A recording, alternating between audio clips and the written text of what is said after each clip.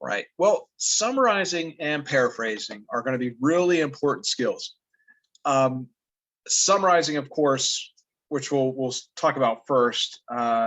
Being able to largely that's one of the skills that you need to help you comprehend and understand what you're reading. Right.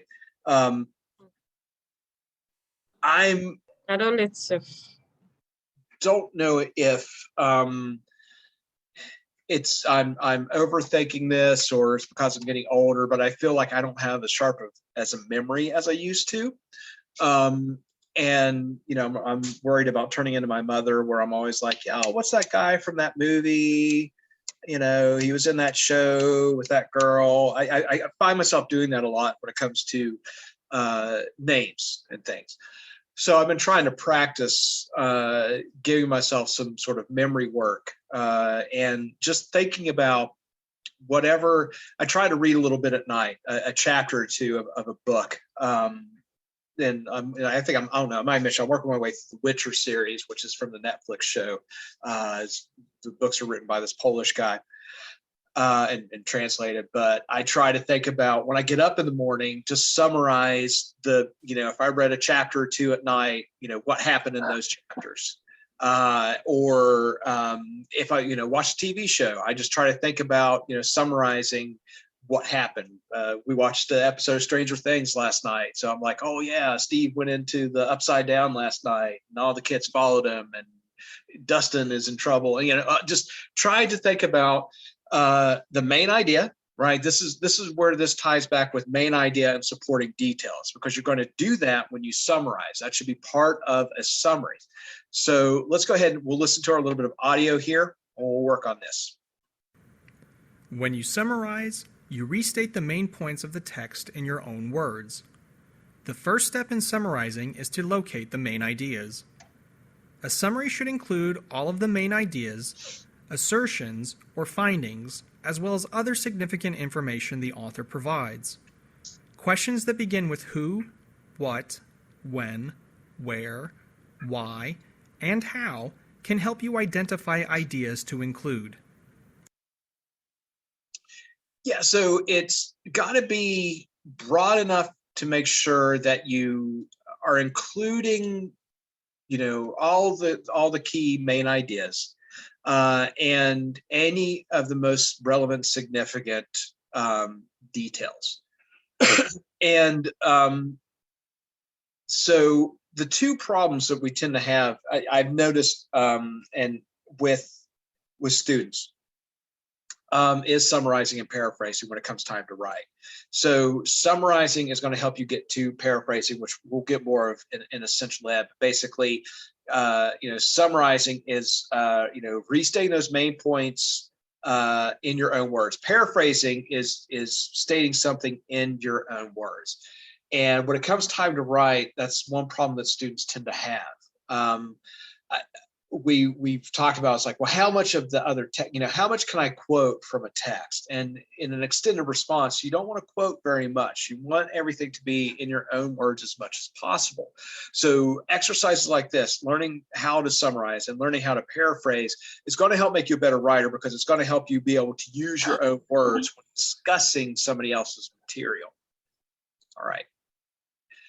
And let's see here. So the passage here, we'll work through that and then look at the lesson. So how a false memory can be created. Always noting the title so we understand, the topic here.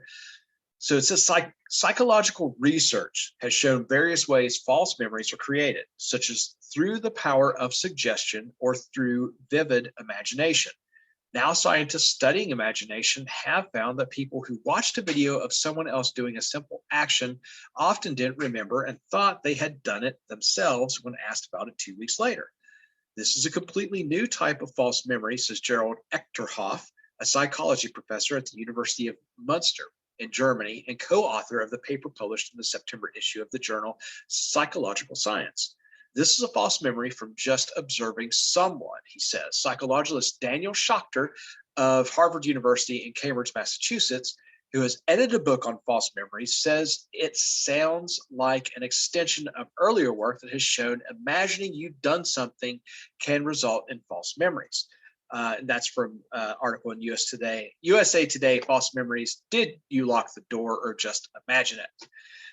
In our underlying portion, right, it says this passage presents important information about the key findings of a psychological study on how false memories are formed. So when summarizing, right, you want to make sure that you get the main idea. So the idea here is that, how we form false memories, basically.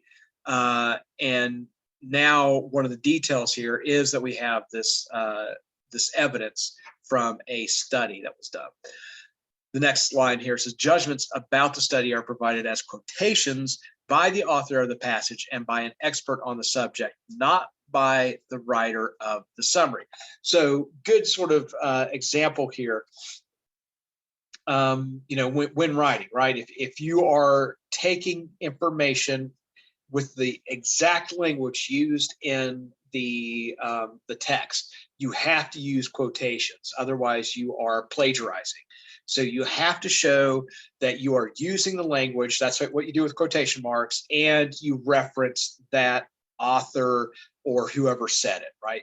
Where that came from. So just like that first line in the second paragraph, this is a completely new type of false memory, says Gerald Echterhoff, right? So they use his exact words and then they reference him by saying, says Gerald Echterhoff, and then they give his full title there.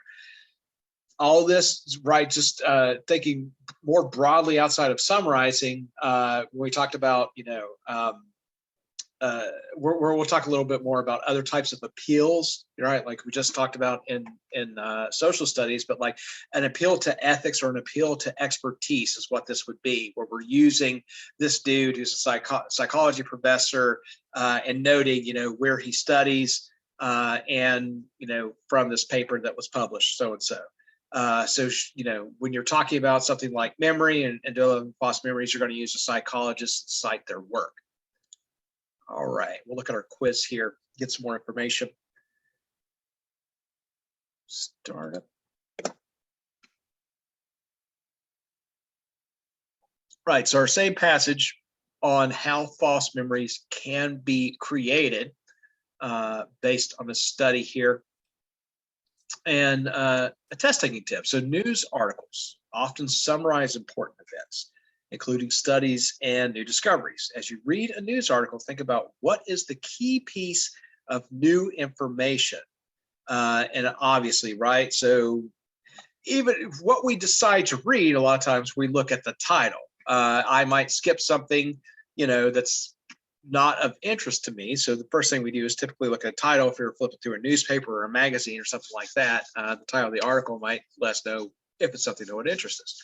And for our purposes, obviously, like I just mentioned, it's going to tell us what the topic is. And then we're looking for important information within that. So, right, the main idea in that first paragraph there, psychological research has shown various ways false memories are created, such as through the power of suggestion or through vivid imagination, right? So that's our main idea for the rest of the passage, particularly the paragraph, but in this case, also the entire passage there. And then looking at how some of the work they've done in creating a false memory. And that's more of the details, right? The study itself and the research and experiments that they performed. So our question here, which sentence best summarizes the new study's conclusion on false memory? So this is a completely new type of false memory. And it was basically that they could watch a video of someone performing an action and then later believe that they were the ones doing that action, right? That's the new idea there. So which sentence best summarizes the new study's conclusion on false memories? Levon, let's give you a try here. What do we got? I'm reading the powers of suggestions and imaginations create.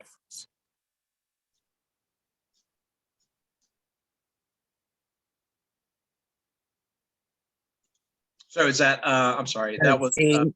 C? C. Yes. C. Excuse me. C.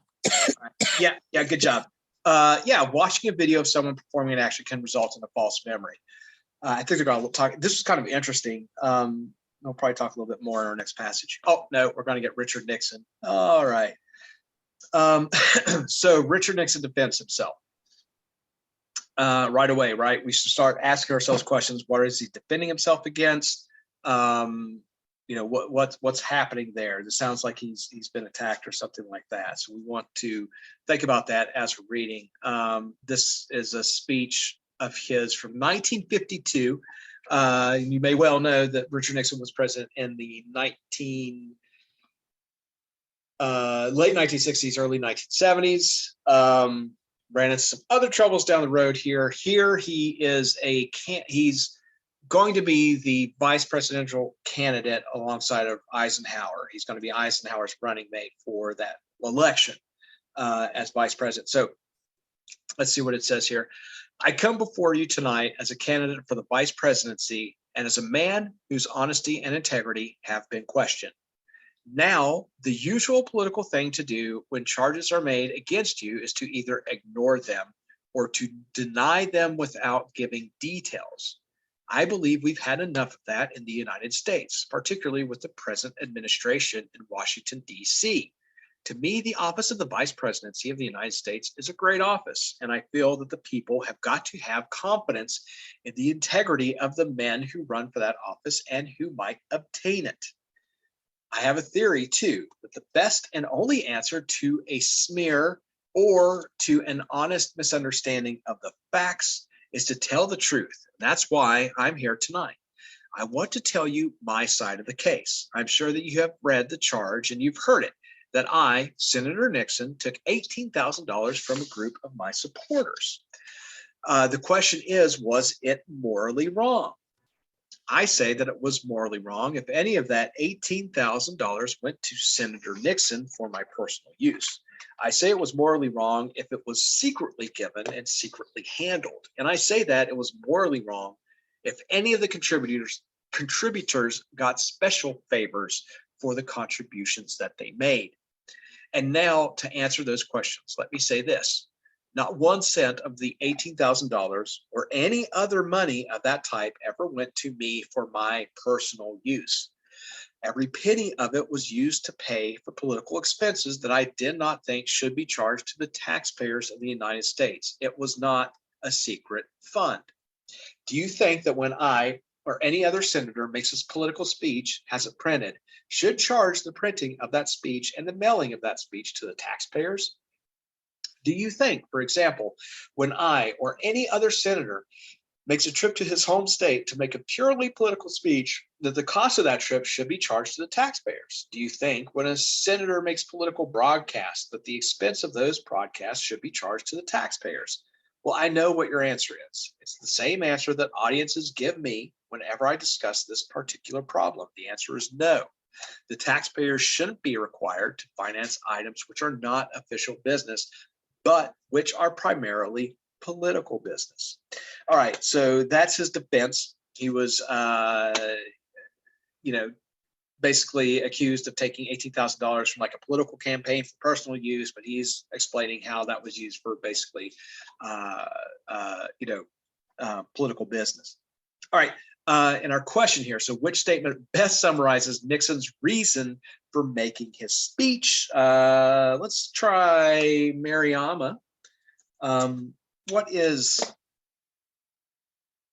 the best summary here? D. D as in dog. Is that what I'm hearing? Yeah, yes, sir. He wanted to present details about his side of the charges. Yep, that is correct. So that's the whole idea there. He's being attacked for taking money. And I don't know if that was from, because at some point, one of his famous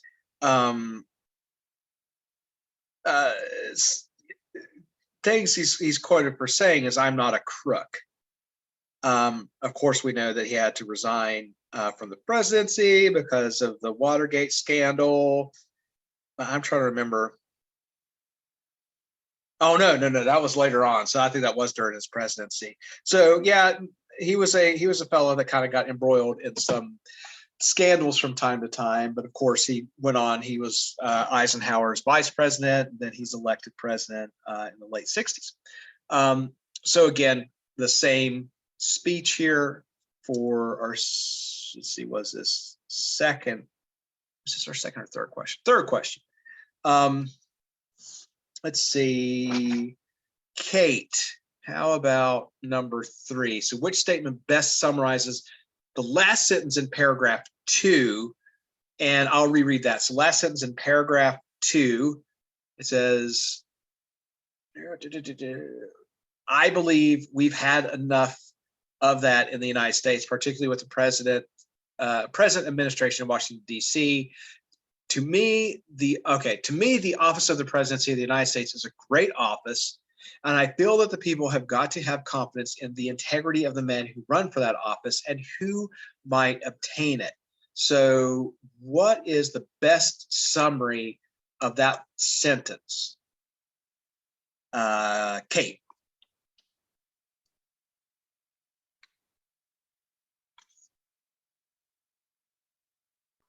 I'm reading through.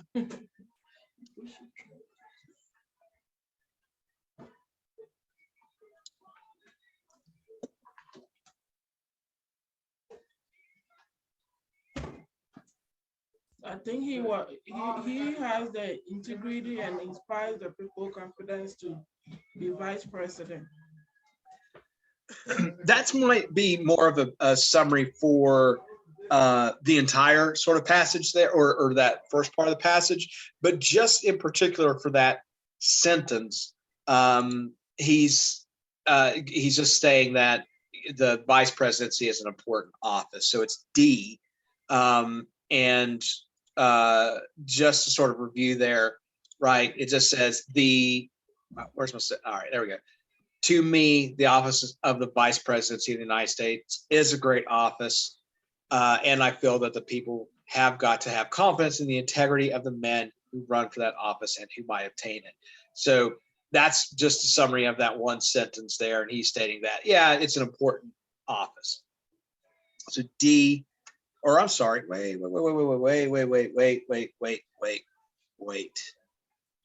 I might be all over the place here. I'm sorry, it is B. I was on the wrong question.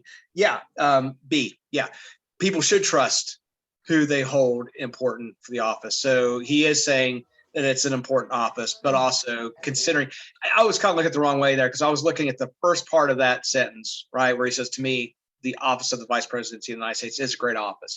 But considering that whole sentence, yes, he does say that they should have trust, basically, and confidence in the people who are elected for that. So that's my bad. Yeah, it is B for number 3. B as in boy. People should trust who hold the important office of vice president. 4. Try this again here. So 4, which statement best summarizes Nixon's view about what would make taking the money morally wrong? Taking the money would be wrong if, Nautica, you want to give that one a try?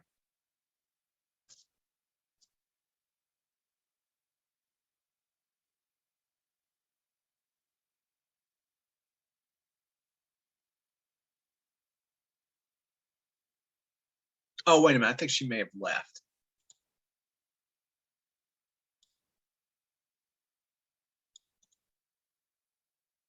Oh, no, she might be unavailable. Levon put, what'd you put in there? A for this one, and that is correct, right? So he says, basically, right, it would have been wrong if it was used for personal use, contributed secretly, or guaranteed special treatment for some. And he kind of points that out, right, in paragraph 4. The question is, was it morally wrong? I say that it was morally wrong if any of that $18,000 went to Senator Nixon, for my personal use. I say that it was morally wrong if it was secretly given and secretly handled. And I say that it was morally wrong if any of the contributors got special favors for the contributions that they made. So a really perfect example here of how do we summarize that? That's a lot of information there. So simply put, you would say taking the money would be wrong if it was for personal use, contributed secretly, or guaranteed special treatment for some. So A there for that one. And finally, with President Nixon here, so which statement best summarizes Nixon's explanation of why he took the money? Jessica, how about you take a shot at this one here? What's his explanation? How do you summarize that?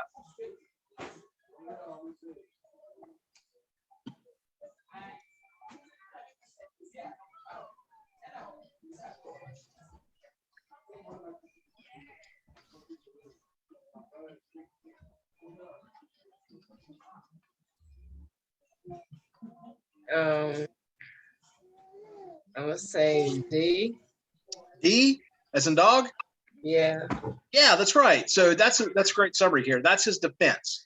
It was all for, it was all for up and up, professional political business. But he's doesn't think that's something that taxpayers should cover. If he's making a political broadcast or political speech, if he's traveling and things like that, that's not something that the taxpayer should flip the bill for, because it's not official business that he's dealing with. It's political business, sort of like of his party and things like that. So he took it for political expenses and doesn't believe the taxpayers should, instead of having the taxpayers flip the bill for that. So yeah, good job there. All right, so that's a little taste of summarizing. We'll get some more. We'll jump into essential ed here. Bye-bye, Dwayne. Let's get rid of Dwayne and go to reading.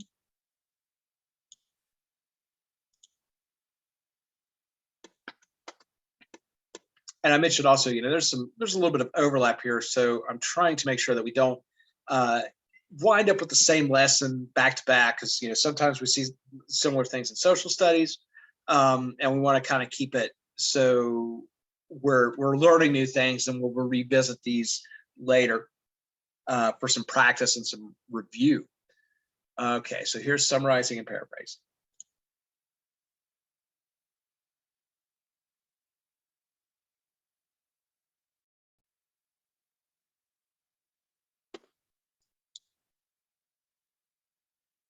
Hey, this lesson is about summarizing and paraphrasing.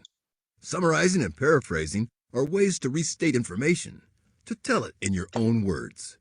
This lesson will help you understand through restating. Right, so that's the idea there. One kind of leads to the other. If you're able to think about condensing information, getting to the most important details and the main idea and the most important details, and then putting it in your own words, right? So that's going from summarizing information, and it's we do that on a daily basis. Like I mentioned, if we're talking about like a TV show, like you're explaining to something, you're explaining it to somebody, you're putting that in your own words. You're not going to use a bunch of dialogue from the TV show, and you're going to try to give the most important details. Again, I kind of joked around about children, right? Especially little kids. They're not very good at summarizing. They'll give you every detail, whether it's important or not. And a lot of times they'll run around and reenact something they saw on TV or something like that. So it's a skill that we have to develop, and they go hand in hand. See, restating an idea helps you understand it and talk about it. You can't say the same thing, in other words, if you don't understand. Since I learned about summarizing and paraphrasing, I've been trying to do those things more. I'm reading some longer things now, and so there's some more complex ideas. A lot of the time, I want to recognize when the writer restates an idea so I can see how different parts of what I read go together. And when I summarize, a lot of the time I'm summarizing part of something, one idea or a group of ideas in what I read. It's like what happened the other day. I'm planning this trip to Crater Lake, and I'm going to take a plane partway there. I was reading this article about how to pack light to fly on a plane. I wanted to make a note of all the information about requirements out of it. That meant separating out a group of ideas and making a summary that I could use. It's pretty cool that I can do that now. Here, I'll show you how. All right. Okay, let's talk about summarizing details and ideas. First, you've got to figure out what you want to summarize. What's your purpose? What's your reason? Like, let's say I'm reading this article about traveling with only a carry-on bag. Say I want to convince Curtis that we should both pack light and travel with just a carry-on. I bet I could do it. I'd want to summarize the reasons why luggage is a pain and why it's much better just to take a carry-on. So, my next step is to find all the things that fit with what I'm trying to do. Like this, that you won't have to wait to check your luggage. I'd want to include that in my summary. But then there are other details, like that all liquids need to be in 3.4 ounce or smaller containers. If my summary is just about one idea, why it's better to take on carry-ons, then this isn't a detail that belongs. Do you see what I mean? When you make a summary of a whole passage, you choose the most important ideas and details. You want to make a balanced summary that sort of represents the whole passage. That's cool. But when you make a summary of one idea in the passage, you're choosing the details that are most important to that idea. And you'd state them in your own words and group ideas together in a way that makes sense. I bet you can make a pretty good summary of ideas. What do you think? Right. So it's also dependent on your topic, why you're, that's what basically what he's saying there.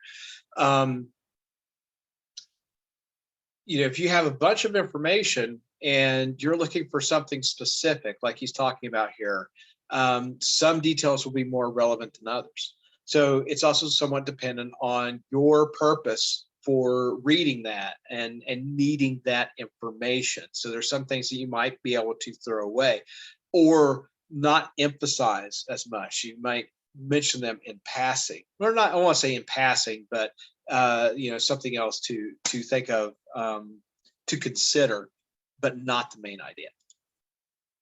What I really wanted was a summary of travel rules or guidelines from the passage. Which choice do you think is the best summary for me? Right. So he's wanting to know, the question is, as we read here, which choice is the best summary of what the passage says about travel rules or guidelines, right? So let me see here. Okay, yeah, so we'll have a passage and then we'll click over, we'll have some summaries here. So can you fly with just a carry-on? When you travel on an airplane, bags can cause you problems. Luggage has a lot of downsides. It can be cheaper and easier to travel with just a carry-on bag, a small bag that you take on the plane with you. However, you'll need to plan and pack your carry-on baggage well. That means you'll also need to know some travel requirements. With just a carry-on bag, you won't have to wait to check your luggage. However, it may be harder to get through security. It helps to be organized and know the rules. The Transportation Security Administration, the TSA, only allows a small amount of liquids and gels in carry-ons. All liquids must be in 3.4 ounce or smaller containers. All of your containers, must fit in one quart-sized resealable bag. Bring only what you need. Choose multi-use items, such as shampoo that's also conditioner. Keep the liquids in the outside of your carry-on so you can easily take it out and put it back at security. Checked luggage can be costly to take on a plane. However, a carry-on of the right size will cost nothing. Make sure you know the size and weight requirements of your airline. Choose the largest bag that fits the airline's requirements for carry-on bags. Board the plane as early as you can. You'll need to find room in the overhead compartments for your bag. On the plane, you can relax. You won't worry that your luggage might be lost. When you get off the plane, you won't need to waste time picking up luggage. You'll save time, money, and worry by using a carry-on bag. All right. So how do we summarize that? Thinking about that, we're going to get a few choices here. So what they have here is summary A. So consider, does this capture what he's looking for, that we want the best summary of what the passage says about travel rules and guidelines? Okay, so summary A, with just a carry-on bag, you won't have to wait to check your luggage and you won't have to wait to pick up your bag. It may be harder to get through security, but a little planning will solve that issue. You won't have to pay to carry your luggage if you only have a carry-on. You also won't have to worry that the airline could lose your bag. Using a carry-on saves time, money, and worry. B, there are rules and regulations you should know if you use a carry-on bag. TSA has regulations about liquids and gels. All liquids and gels should be in 3.4 ounce or smaller containers, and the containers should be in a 1 quart bag. Also, airlines have regulations about the size and weight of carry-on bags. Find out the size and weight restrictions from the airline. Summary C, when you travel with only a carry-on, you need to know regulations. It might be more difficult going through security. There are regulations about how to carry liquids on the plane. The airline also has some regulations about carry-ons. You won't have to worry as much though, and you won't have to waste time. And then finally, summary D, to travel with a carry-on bag, you'll need a plan. You won't need to wait to check your luggage or to pick it up at baggage claim. You will have a hard time with security where there are rules and regulations. Airlines have rules about size and weight too. So thinking about those, let's see, let's go back to Levon. Which passage do you believe? Wow, that was quick. I'm sorry. Jeez. No, that's I'm good. And it is. It's passage B. Yeah, so good job there. So that gives us the best summary, right? We have some details about, what's required as far as the travel rules and guidelines, and there's nothing else, right? We're not getting into why we would want to use a carry-on. That's outside of, right? That's out of bounds of what we actually are asking here. Great job. Summary B gives the important details about travel rules and guidelines. Yeah, so that's it, right? We didn't need anything more. We didn't need anything less. That capture that information. Of course, with summary, it should always be shorter than what the passage you're reading, right? You're condensing information there. Did you notice when you summarize, you also paraphrase? You've got to say things in your own words. I know paraphrasing has been really useful for me, and I notice a lot more when writers paraphrase. Do you pay attention to restatements of ideas when you read? It's kind of cool. Take a look at this. This sentence is from the beginning of the passage. It can be cheaper and easier to travel with just a carry-on bag. And here's a real similar sentence from the end. You'll save time, money, and worry by using a carry-on bag. Can you tell that the second sentence is a way to restate the first sentence? It tells the same thing, just in different words. First, you need to notice when you see something paraphrased. That's pretty important. Then, you need to say, why did the writer say that again? What's the point? I noticed that the writer says this at the beginning and again at the end. That says to me, hey, it's part of the introduction and it's part of the conclusion. The writer says this twice because it's important. It's a main point the writer is trying to make. When you're reading, watch out for paraphrasing. What's the writer saying more than once? And why do they repeat it? It really helps me understand what the writer is saying. Yeah, so when you read a passage that, is sort of complete, sometimes we just get excerpts, and they'll do their best they can to make it sort of feel like a full passage. But, in the beginning, right, your introduction, introducing the main ideas, the overall topic, right? That's always going to be in the introduction. The conclusion or the summary restates a lot of the main ideas. This is going to be a part of your extended response. This is what you're going to do when you're writing. You're going to have, you're going to introduce the passages that you're writing about. And, again, we'll get into more detail on that later. And then in the end, in your summary and your conclusion, you'll summarize the points that you made. So obviously, if it's in the introduction and it's in the summary or conclusion, we are those are going to be the most important things, right? We know that's what I mentioned before, in grad school where I read the introduction, I read the conclusion. That way, as I kind of went through information through the chapters, I knew what was going to be important. If it's stated in both the introduction and the conclusion, we know that the author is making very important points about that. So that's very relevant, important information. Okay, read the passage again. Which sentence restates this sentence? When you travel on an airplane, bags can cause you problems. Okay, one second here.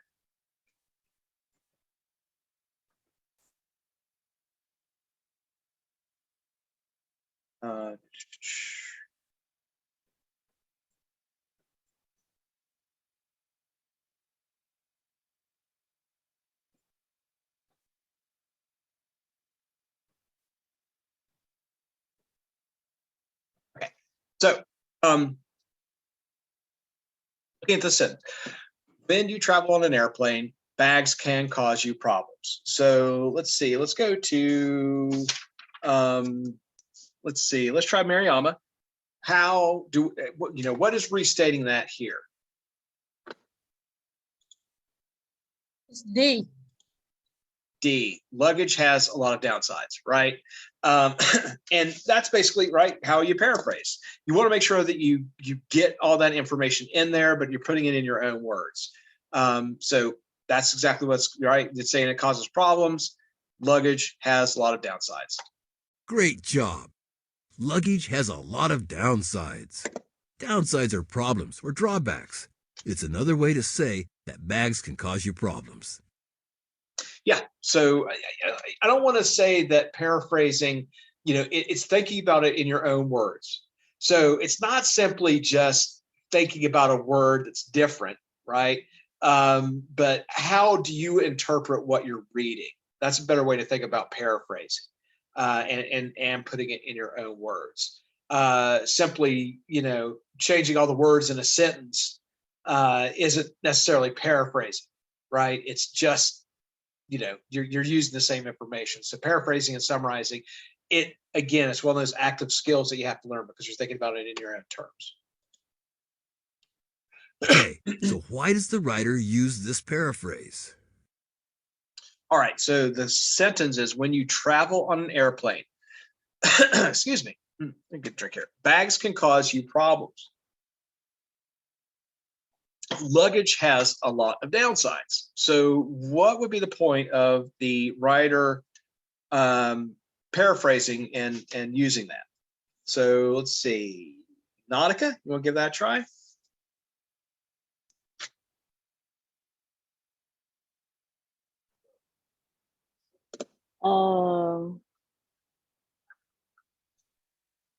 I didn't even read the passage or anything, so I don't know. Well, so let's just take it through them. So they're restating it basically, right? So when you travel on an airplane, bags can cause you problems. And then they're paraphrasing what they just said. Luggage has a lot of downsides. What would be the point of that?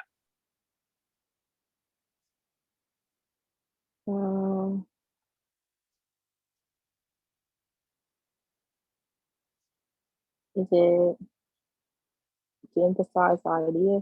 There you go. You got it, right? It's emphasizing the idea. And this is a technique that we'll see in different forms. So there's like parallelism where a writer will use a sort of a rhyming pattern, not a rhythmic pattern. I think that's a better way to state it. Richard Nixon used that a little bit, right? Because he kept asking questions.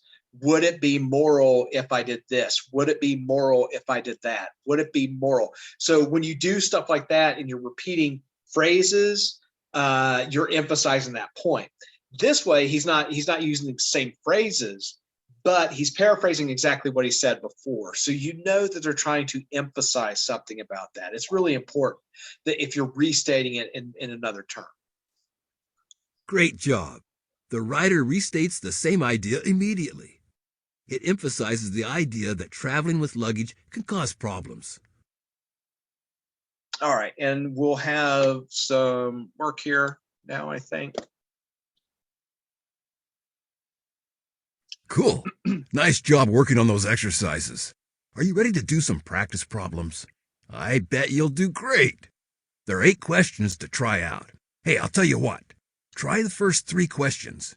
If you get all 3 right, it'll show that you understand this stuff and you're ready for the next thing. If you miss some, no problem. You'll just answer a few more Play questions. this. We know what's going on. Back on track. So, yeah, let's move over here. You guys work on these 8 questions and take about 10 minutes or so to do so. And, you know, just think about asking yourself those types of questions. What's going to be important here? You know, in what way do I need to summarize? What's going to be important in the passage? Asking questions like who, what, when, where. What is the main idea? What is the most relevant details under that main idea? So take about 10 minutes here. I'll stop sharing my screen. Okay, then we'll wrap it up after that.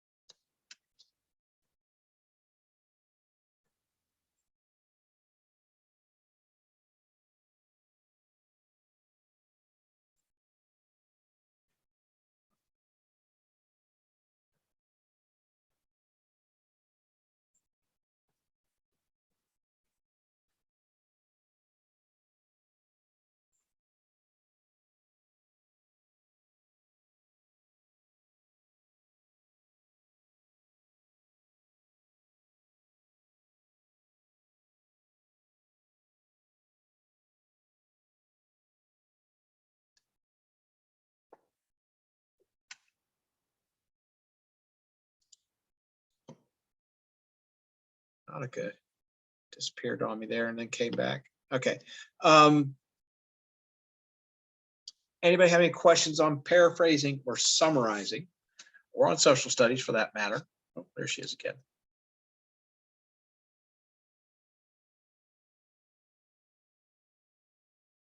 Okay. So just a few things to consider, right? Again, in the long run, we're strengthening your comprehension skills. So you make sure you get the most out of what you read. I've mentioned this before, right? It's an active, it's an involved activity. It's something that you have to engage your mind with, not something that we do passively. When we try to do it passively, we forget details and information. We forget about what we read. And of course, that's not good if you're trying to take a test or something. So if you work through these elements as you're reading, this goes hand in hand with understanding the purpose that the author's writing, the reasons they're writing, the information they're giving, context, all of that. It all starts coming together.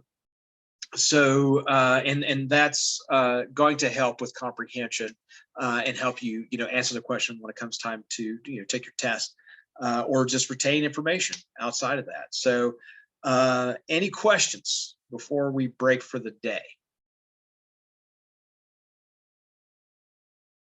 Okay, I'll try to do a better job on making sure tomorrow our lesson will be in RLA language. So it'll be more grammar mechanics driven than reading comprehension driven, right? So I want to try to go back and forth between those two subjects or sub-subjects within language arts for the next few weeks. And that's where the assignment will be. And I've been posting those typically at night. So the day before, you'll see those in your assignments tab. And as always, like after class, I start working on our Google Classroom entries. So if you miss a class or there's something that you wasn't available for, that's always on there. Nautica, you have a question?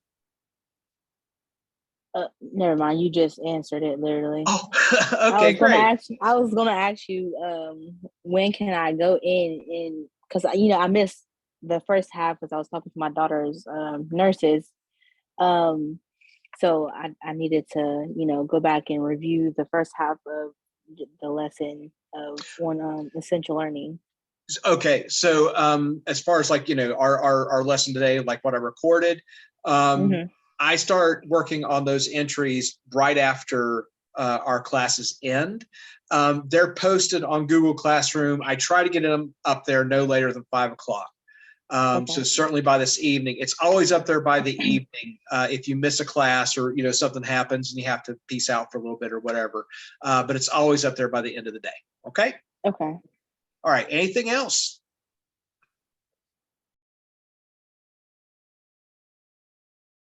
All right. Well, it seems like things are starting to run a little smoother than they were last week. I think you guys are getting familiar with Essential Ed and sort of the format that we're working with here. And I'm super excited that we're getting such good turnouts in class. You guys keep it up.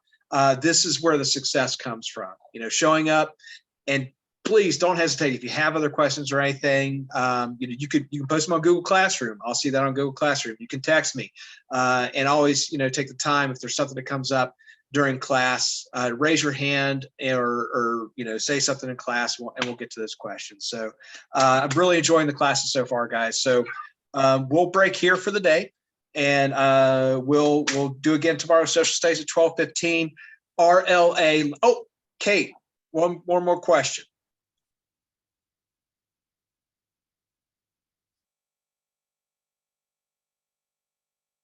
No. Nope, no questions. Okay, I saw the hand. Just saying bravo. Oh, what was that? I was just saying bravo. Oh, okay. All right. So yeah, we'll end here. Social Studies 12:15. We'll follow up RLA Language Arts tomorrow, and I'll see you then. All right. You all have a good afternoon. Thank you so Thank much. you. All right. Bye-bye. Thank you. Bye.